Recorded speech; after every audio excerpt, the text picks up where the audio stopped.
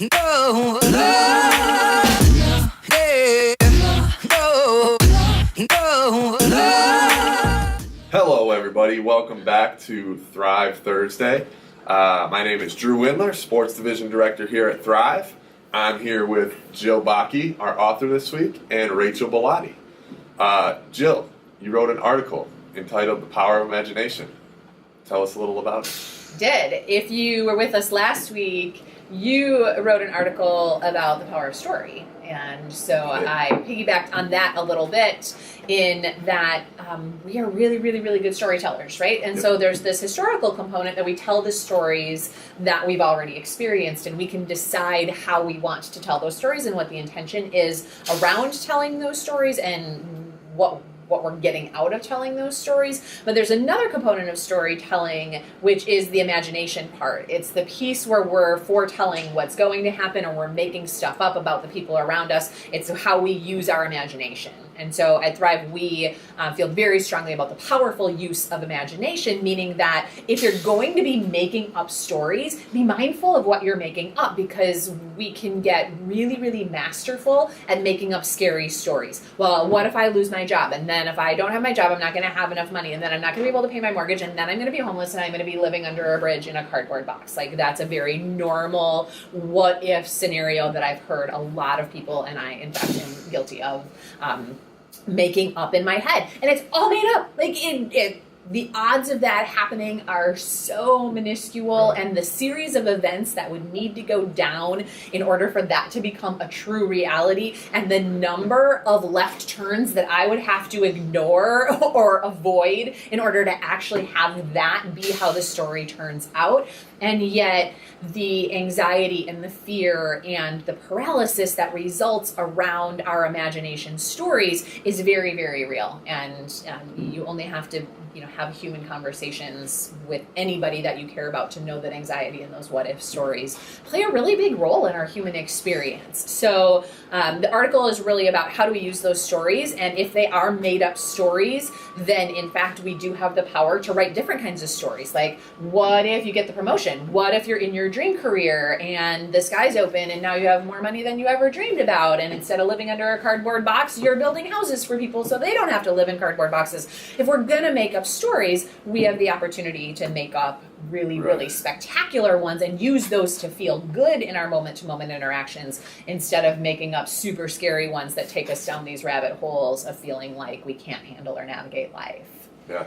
What I love about, or what came up for me when you were just speaking, is it's not only, like, using imagination doesn't necessarily deviate you from having crap situations happen to you. Mm-hmm. So, like, maybe the what-if story that was your worst fear actually happens. What I love about imagination is in that place, you can also use imagination to find maybe some gifts in it that weren't there before, or maybe you couldn't see. And so it almost gives, for me, I use imagination as a way out when I feel like the worst possible thing or the worst, and then you're there and, okay, actually there are many other doors that I can look at right now. So. Yeah. What I just heard you say is using our imagination powerfully and in a way that feels better doesn't stop life from happening. Mm-hmm. And we choose to believe that life happens for us, and each of those things there are lessons and experiences and soul purpose that we couldn't get at without those experiences. But oftentimes when bad things happen, we're living it twice, because I already lived it in my imagination 6 months ago, and now it shows up in my life, and now I'm living it in lifetime, and my imagination's on to the next horrible scenario. And so we can cut that equation in half. Navigating what shows up in real life, that's a fact. That's a reality. Those are the things that we do have to look at and work through. The made up ones that we're doing without any real factual stuff going on, that's where we have some really cool play. Yeah. And when we get good at using our imagination, then when the real life stuff does show up, we have a lot more energy left over, because if we're constantly in that anxiety and fear of the what ifs, and we're in that cycle and that pattern within our mentality, when the life stuff happens, we're so beaten down from the anxiety that showing up and facing the real life situations is much more challenging. So that has been my experience, is when I use my imagination constructively and to create good stories, then when life really does happen, it's like, okay, Yeah. I can handle this. I'm going to use this. I've got the resources and the time and the energy to figure it out from a different place. And when I read the article, I immediately put my sports cap on Nice. and thought of, you hear the term visualization in sports a lot. Vivid visualization is one that's kind of come up a lot. And, it's fairly well documented through more of a skill development lens, but when you can vividly visualize something, whatever skill it is, let's just say shooting a free throw in basketball, and you get mental reps at vividly visualizing yourself, let's say making a free throw, your brain, there's physiological changes that occur with that lend itself to that skill coming to fruition. And I think that was my first exposure to the powerful use of imagination, is in that kind of sports context. I know for me, as I matured as a basketball player in my last couple years of college, my whole kind of pre-game routine had shifted from like a get hype to like a just chill and visualize and kind of go through those mental reps. And it totally switched things up for me. And I love that you're writing about this now in the context of basically life, because it's something that hasn't been really on the top of my mind. Like I skew so much towards that sports side. But it's true, because you look at, like life experiences, if you treat them as, some scenario that could come to fruition, it's the same as a sports context, right? Like, I want this thing to happen when I'm in this environment. I can apply that in life. And it's well documented and well studied that how we write the story and how we use our imagination will lend itself to that thing. Right. It doesn't feel like a super stretch of logic in any way to say, Right. every day if I go into work, I'm going to fail, I'm going to fail, I'm going to fail, I'm not good enough, I'm not good enough, I'm not good enough. That our experience of living that would feel very different than I'm successful, I do good work, I'm successful, I do good work. Both are just functions of the imagination, they're mind functions, and it really just comes down to, and where I concluded the article, is it comes down to practice. It comes down to making the decision, being aware that you are writing stories. And I'm just going to invite all of you to just play with that awareness today and see if you can recognize how much of your brain time, because our brains are going, those thoughts are going, and how much of that time are you writing stories that are self-detrimental, that are painful, that are scary, that aren't serving you or the planet in any way, shape, or form. And then once you become aware of it, you need a disruption. You need to say, I'm not thinking like that, and you need to put the energy into creating the story that you want to be experiencing instead. And again, recognizing that it's totally normal. Every single human can relate to this. I've never met a person that can't relate to using their imagination to go down weird places and exploring within themselves with made up stuff. And so, totally normal. Total acceptance, and then write the new story. And here's the piece that we've been talking about so much at the table, is the practice element. So you can't just visualize the free throw going in once. You have to practice it, and you have to build those neural pathways. You have to get the practice to a point where it becomes the automated thing. Because if you've been writing scary stories since you were maybe 5, 6, 15 years old, you're really, really good at it. And it's your natural habit of being. And so to shift that does require some intense energy, some really focused, intentional, it is my decision to stop writing scary stories and start writing good stories. And I'm going to practice writing good stories no matter what that means. And for me, literally, it means sitting down in the morning with a pen and writing good stories, because that's how I'm working to retrain that imagination, despite the fact that I've been intensely involved in personal development for a really long time. Right. We still have to do the work. We still have to be in the practice. So do you guys have a practice? How do you get those portions of your brain fired up? And how do you engage in the practice of writing good stories? I would say my tendency is my brain naturally goes to the scary story side. And so I actually, when I start to find myself getting, I use that as like an awareness like a tool prompt. for me. Yeah, exactly. Contrast. Yeah, trigger. just to be like, ooh, okay, is there something that I could do? And then usually I just need to connect back with myself.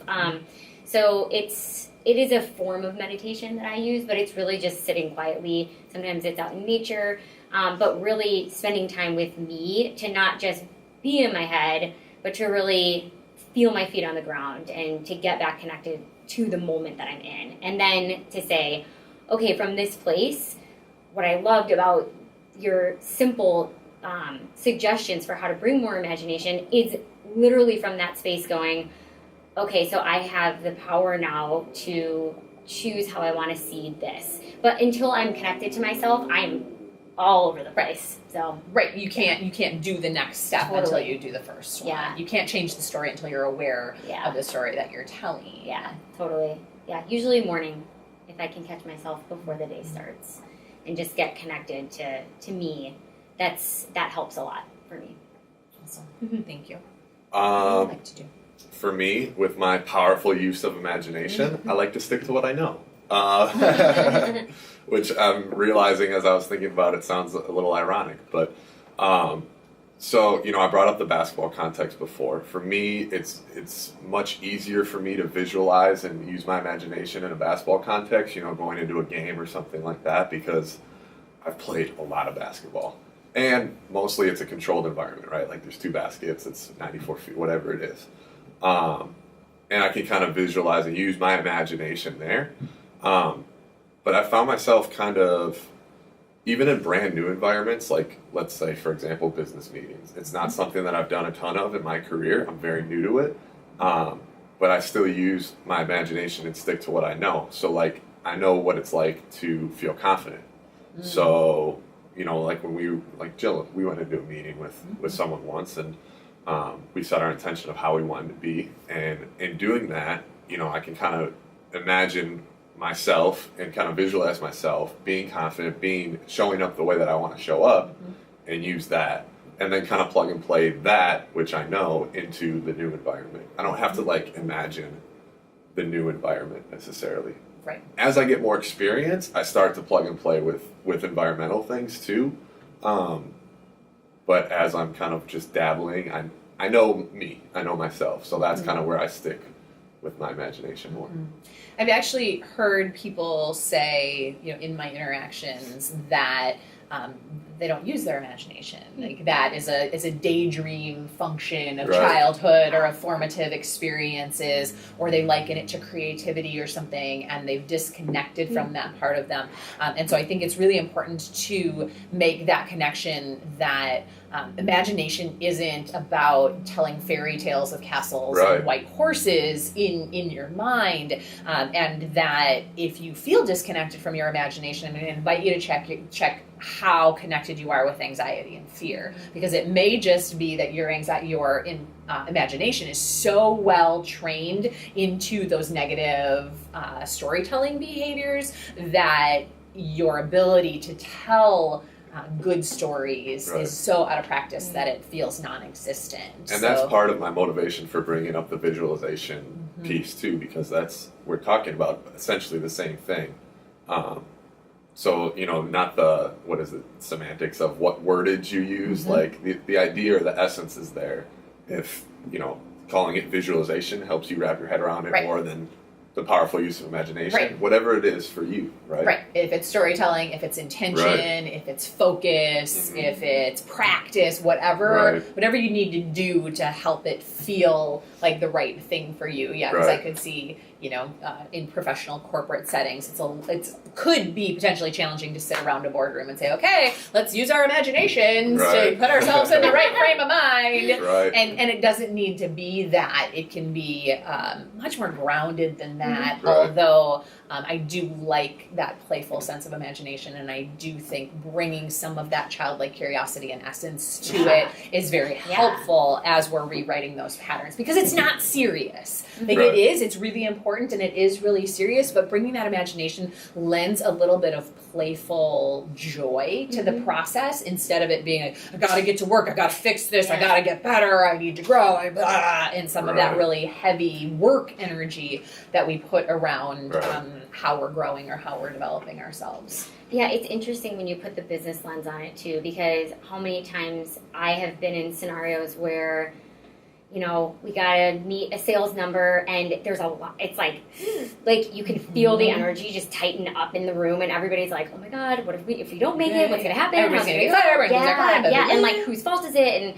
And from that space, there's not a lot of like expansion in the ability to be creative and have fun. And I have seen it work really well in teams in the business world where you can just have somebody create this space to just say, all right, for the next 30 minutes, for the next 7 minutes, we're just going to we know we've got this thing that we're working on. Mm-hmm. Let's go over here and just play for a minute, just to get in that space. And how that can all of a sudden open up, like, yeah, maybe there is some random idea from some weird fairy tale that actually at the heart of it, the essence of it, can really bring forth a nugget that is maybe from a different industry or from playing with your children. Like, right. There is a lot of human right. realness and nuggets that can be or gleaned. Straight from the universe. Who knows what drops Yeah. in when you're Totally. in that place of being open to it and that's really looking cool. to receive Mm-hmm. it.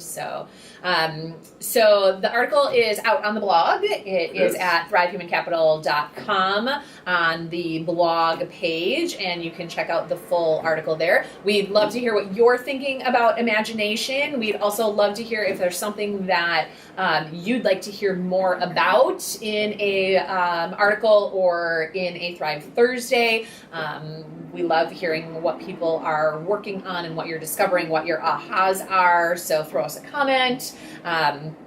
We have some things coming up. We are a few weeks into our current human progress training program, which is our 10-week flagship program that just absolutely changes lives and helps people align with themselves and understand themselves in a completely different way. And we are currently taking registrations for our fall program. It starts October 3rd, maybe just so. made that up, but that's out there on the website as well. And if you haven't been on the website lately, go check it out. We have a brand new coaches page. So click on that coaches link, click into the folks that you know or the people that you're curious about. We got brand new biographies up there, some really fun personal photos of everybody so you can get a little taste of who we are beyond the Thrive table and beyond our stern coaching We hats. can link Not like that any in of the us description, have. too. Yeah, we can throw that right in the We'll throw a in the link in the comments description. of the live post. So interact with us. We'd love to hear from you. If you're ready to get going on shifting some patterns, coaching is the most powerful venue I have discovered in all my exploration to really figure it out and to make life better. And we would love to be a part of your journey as you're looking to make life better. So any other thoughts from y'all? That was good. Awesome. So we will see you next week, and we look forward to hearing from you. Bye. See you guys. No,